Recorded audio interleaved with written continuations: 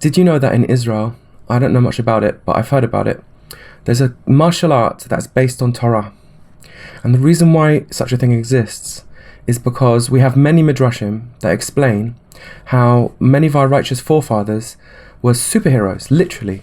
Like, they could stomp their foot and cause an earthquake. They could shout and knock down a wall. Two men could destroy the entire city of Shechem, which is a story in the Torah, Shimon and Levi.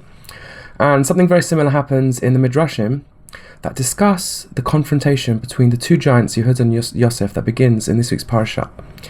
So I want to go through that because it's fantastic, and who better to walk us through a midrash and explain it for us than the Ben Ish Chai, Rabbi Yosef Chaim. Normally we don't have somebody like him to explain the midrash for us, and it's absolutely fantastic. So let's get straight into it. I'm not going to add anything. I'm just going to literally read his words. So this incident is happening right after Yosef has accused Binyamin of stealing the goblet and threatened to take him into slavery. And Yehuda is now standing up to Yosef and saying, no, you can't do that. What will we tell our father? Yosef said, according to the midrash, tell your father, halach hahevel acha hadli. The rope follows the bucket. Yehuda said, you're judging us falsely. And Yosef said, there is no greater false judgment than the selling of your brother. So Yehuda exclaimed, the fire of Shechem burns within me. And Yosef said, I am the flame of Tamar, your daughter-in-law, that burns stronger. And Yehuda said, I am enraged and you do not believe me? And Yosef said, I can extinguish your anger. And Yehuda said, now I will leave and I will stain the marketplaces with the blood of Egypt. And Yosef mocked him and said, you have always been dyers, staining your brother's coat with blood and telling your father that a wild beast devoured him. When Yosef realized that the brothers' intent had aligned and they were set in their hearts to destroy Egypt, he revealed himself. So what does this entire exchange mean? So the Ben Ish Chai in Aderet Eliyahu explains the bit about the bucket and the rope with a mashal. So remember, Yosef said the rope follows after the bucket. Imagine a man who's got a beautiful garden that he maintains, it's his pride and joy, and he's got a well, and he dips the bucket down with the rope into the well to draw out water every day to water his beautiful plants. One day, the bucket is stolen, and he is heartbroken. So the Ben Ish Chai points out that the reason why he's particularly heartbroken is because if the thief had stolen the rope but not the bucket, then at least he would have something. Even though it might be more effort, he could still go down and draw out water with a bucket and bring it up manually without the rope. But without a bucket, he can't draw any water, and the rope is nothing but a memory of his own anguish. It reminds him about the bucket, as it were. So Yosef is basically telling Yehuda, I don't think your father's going to be sad that Binyamin's going to be sold. The rope follows after the bucket, meaning I'm just taking away the rope that is useless to him now, because Yosef was Yesod, and Yesod means he collects all the holiness in the world like a receptacle, like a foundation. And Binyamin's role was like a rope to draw those holy sparks up to a higher plane of existence, back to their holy state. So now, without the bucket, Yaakov, their father, couldn't do his job. He had the rope, and the rope was nothing but a reminder about the job that can no longer be done. So, in theory, Yaakov's going to be happy about this, right? Okay, so obviously that didn't work. And now a second explanation that goes through all the words of the exchange and tells us exactly what's going on. Absolutely stunning. Remember, Yehuda was threatening to take his bare hands and rip Egypt apart. Like I was saying, we have some incredible forefathers, righteous forefathers.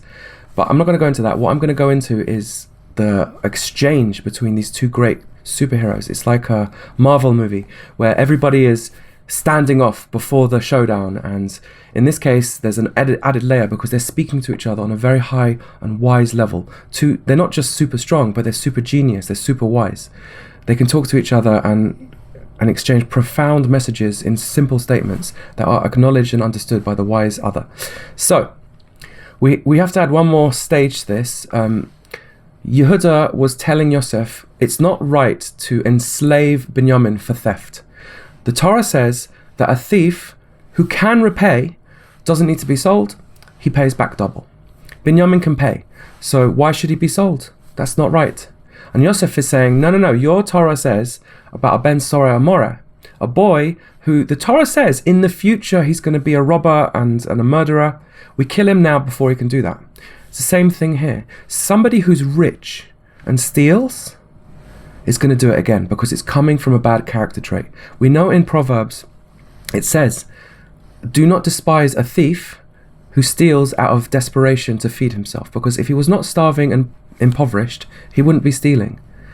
However, if somebody is rich and steals, they hasn't got that excuse. So therefore, just like you judge the Ben Sora and Mora by his future actions, so too I'm judging Binyamin. He's clearly corrupt to the core. He's rich and he's stealing. No, he has to be enslaved not just for 7 years, but forever. And Yehuda says, that is unfair. That's not right. You do not judge somebody by their future actions. And Yosef said, aha, but you sold your brother based on what he was going to do in the future. So that is when Yehuda said, the fire of Shechem burns within me. He didn't have a rational response. He said, I'm angry. I'm so angry that I'm willing to tear down this whole place. So Yosef was ready for that. And he said, I am the flame of Tamar, your daughter-in-law. That burns stronger. Referring back to the incident where Yehuda was about to judge her to death by fire. And then she produced evidence that she was innocent. So he changed his mind. And he said, just like you changed your mind then, even though you were angry enough to produce a fire, same thing's going to happen here. You're not going to be angry. So that's when Yehuda said, I'm enraged and you do not believe me. He's saying, when somebody's in the grip of anger, they cannot distinguish between true and false. So Yosef said, don't worry, I'll break your anger. This is because Yosef is saying, anger does not intimidate me. This is what the Torah teaches.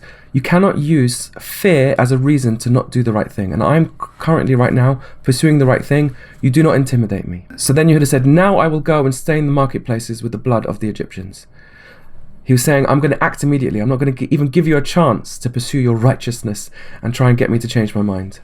So that's when Yosef decided to, say one more thing. Oh yeah, you brothers are good at staining, aren't you? You stained the blood of the coat of your brother and showed it to your father and lied to him. Now the intimidation you're sending me is also just that, empty, just a dye, not real blood. But then Yosef could see that, all right, it's getting a bit much now. So he revealed himself and said, I'm Yosef, your brother. There we go. I'm not going to add anything to that. I think that was fantastic. That should be something that you can tell around your Shabbat table if you manage to watch this before Shabbat. And it's a very inspiring story. And indeed, our forefathers were absolute giants, and the Midrashim are replete with fantastic stories about them. And Baruch Hashem, we have amazing tzaddikim like Rabbi Yosef Chaim to teach us what they mean. Shabbat Shalom.